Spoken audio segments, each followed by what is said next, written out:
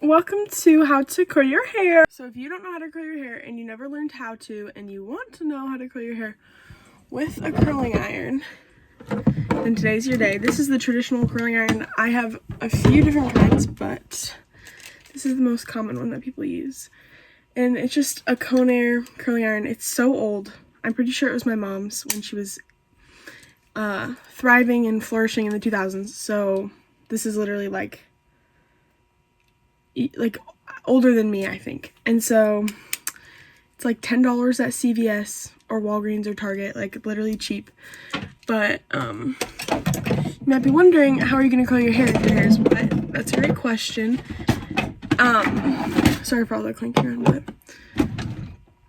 in my opinion, at least like from me, the biggest thing when curling my hair, especially if I'm doing it the night before, it's better to blow dry your hair and then curl it, which it might seem like a lot of heat and a lot of damage, but if I want my curls to last more than one day, that's like gonna be the best opportunity for me to be able to add in some product that can create a better hold for the curl. Whereas if I just were to curl my hair with dry hair, like air dried, I wouldn't be able to add like a mousse or like use my It's a 10 like leave-in product, which is like really good for your hair and it can just add some health back into it. So I think that having wet hair and then blow drying it and then curling it and using like hair oils and stuff like that to protect it and heat protect it is like more suited for my hair, especially because it's like fine. I have a lot of it, but it's very fine.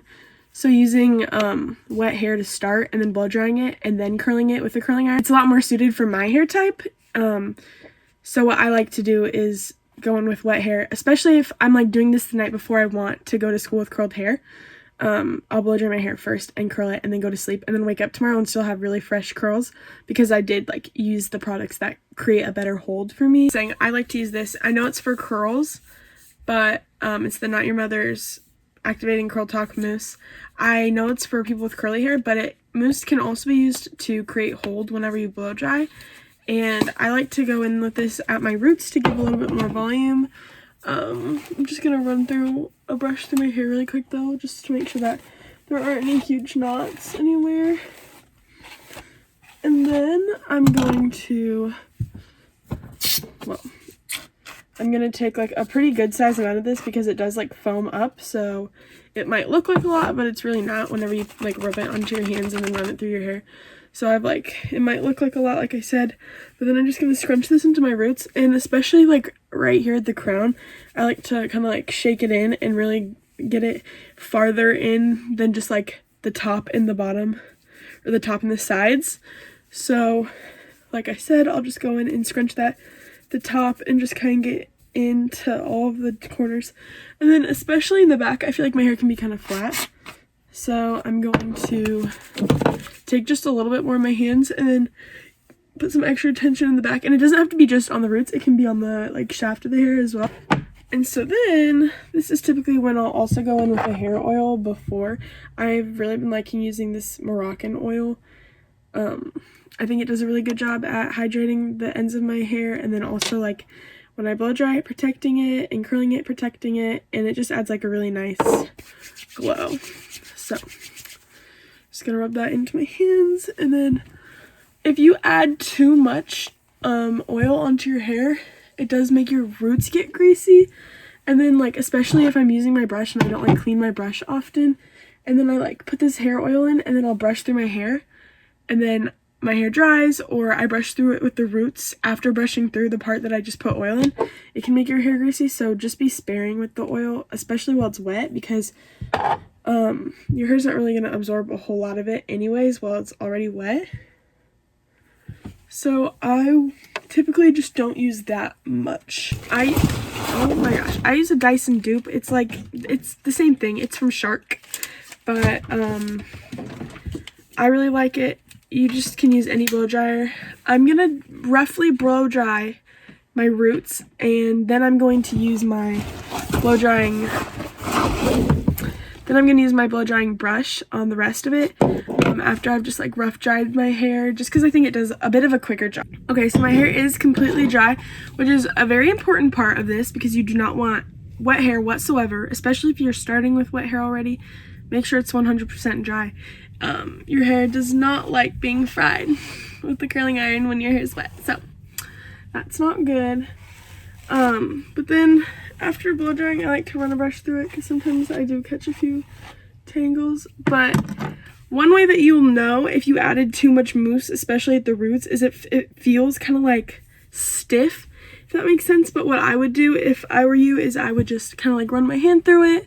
Feels a little crunchy, then you can like break up the crunch and then like use a brush to like break up the product. That's what I would do. Okay, so for the next step,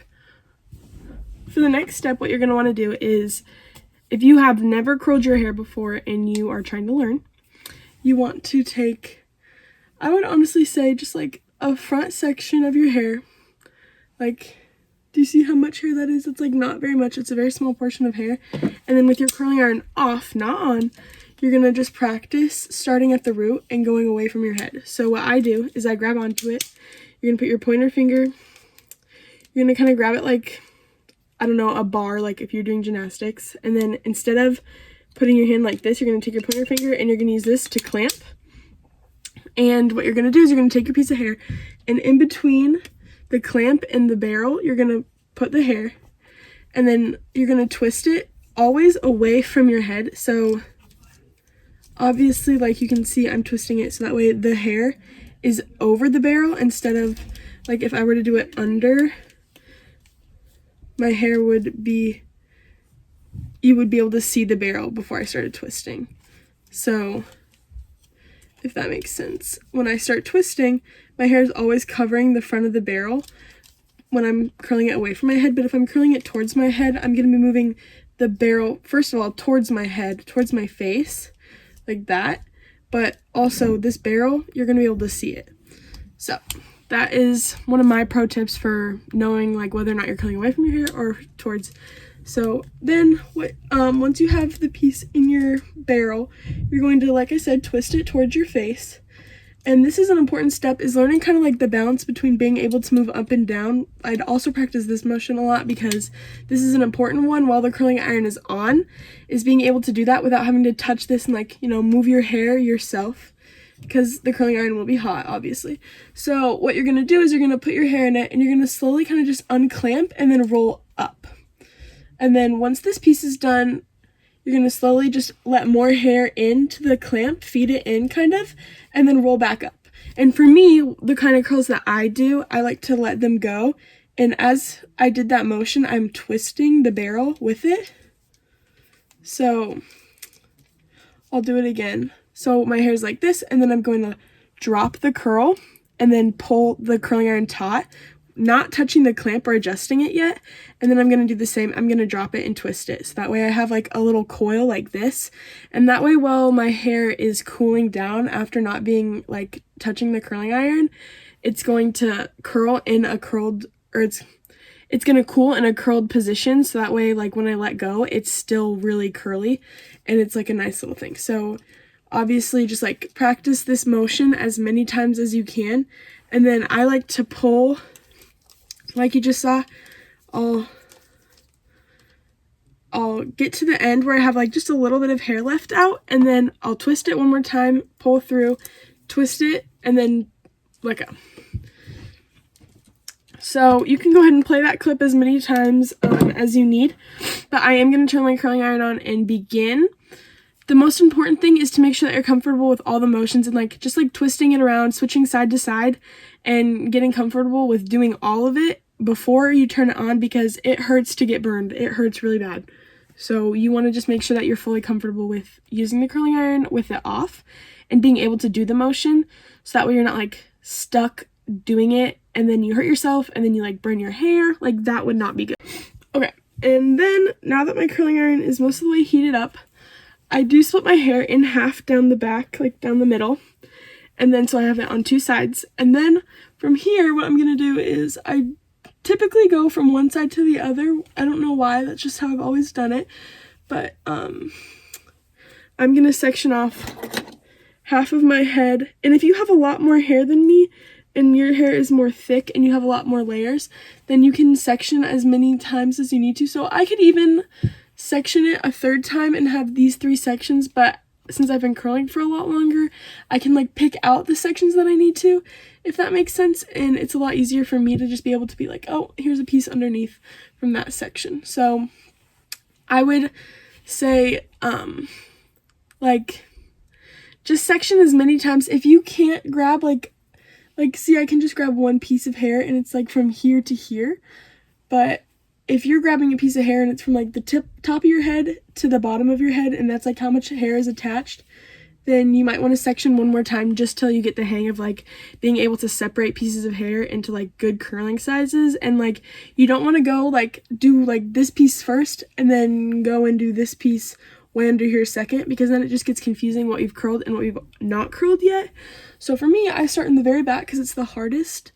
And so starting where it's the hardest and you can't see, it just gets that piece out of the way. So curling iron is hot, and your root takes longer to curl than your ends. So you want your hair to be on the barrel, if anything, for longer at the root than at the ends. So for this next piece, starting at the root, because you need the most time to curl that piece, and then you're just constantly kind of holding on to this piece, kind of like just to make sure that it's going in the direction that you want it to, and then keep twisting. And normally I go in about sections of 3 for my hair, so I'll go like 1, 2, and then this is my third section of my hair, like through this piece, so that way I can get a good curl for each one and spend a good amount of time on each piece of curl, on each curl. So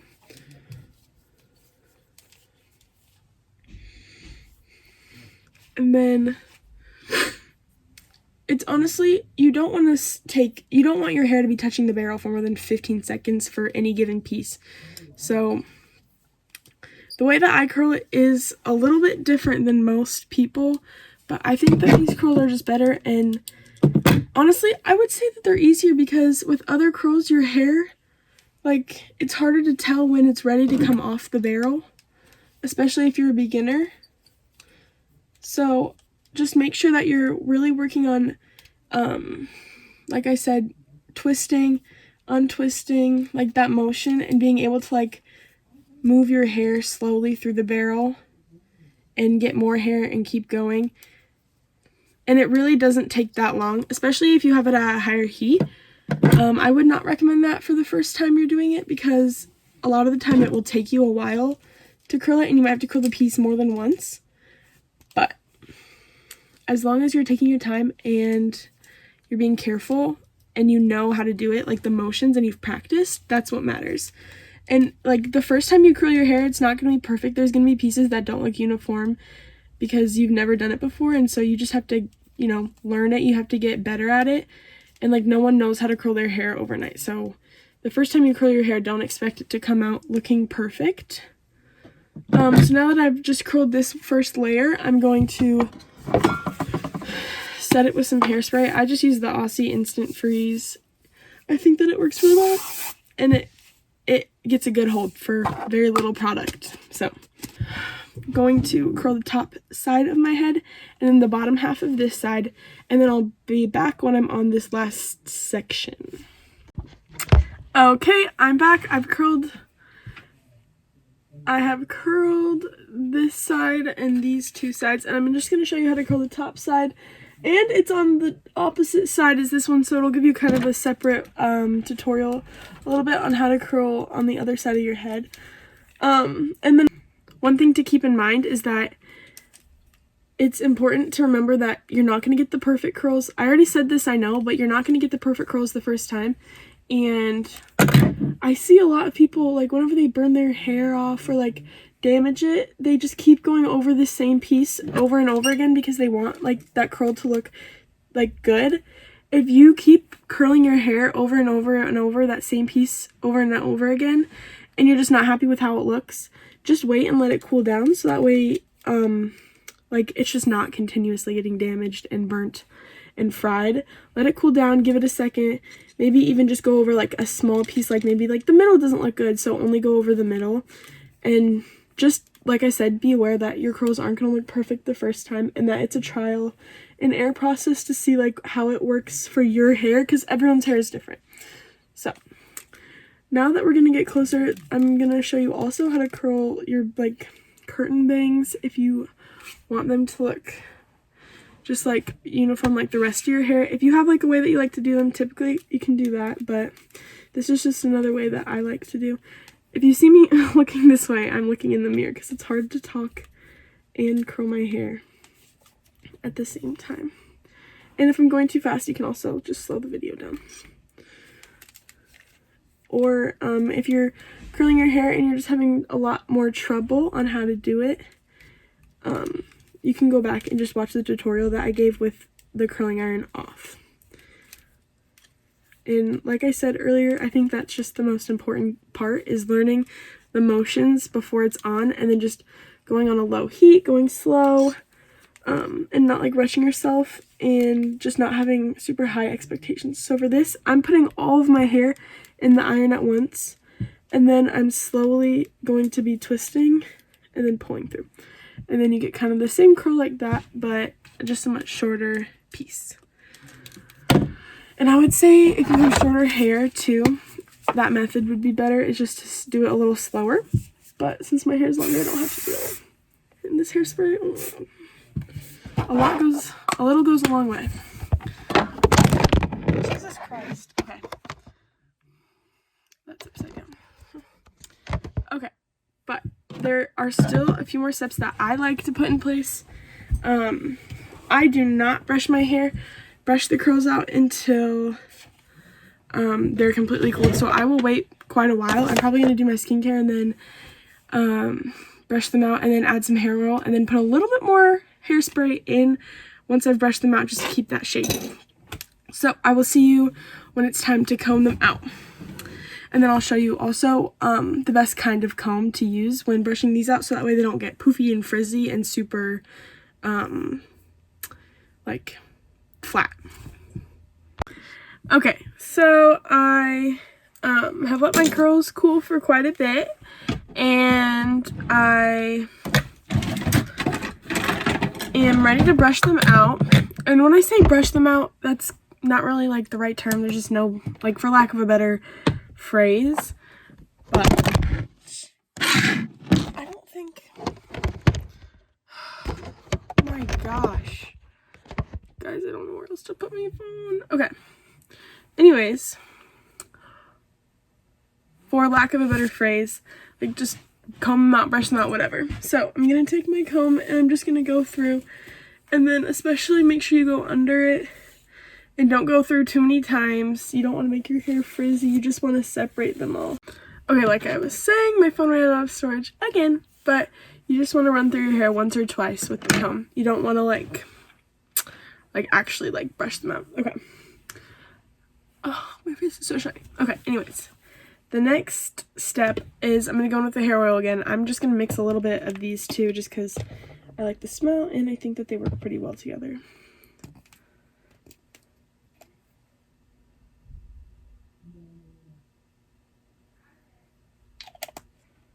Ew. Whoops. Alright, so then I'm just going to run my hair through the ends. You'd never want to put it above like your chin on like the oil above your chin, really. That's like my rule of thumb, just because like the oil will travel to your roots and then get your hair pretty greasy, and we don't want that. And then typically in the morning before I do like leave the house, I will use some dry shampoo on my roots and then like under here, because the dry shampoo I use is texturizing spray as well, so it can give me some extra volume throughout the. But these are the results of the curls, and oh my gosh. And then if you want me to do another tutorial but with the more like traditional way, not the way that I typically do them, I can do that because I do know how to do them. So let me know.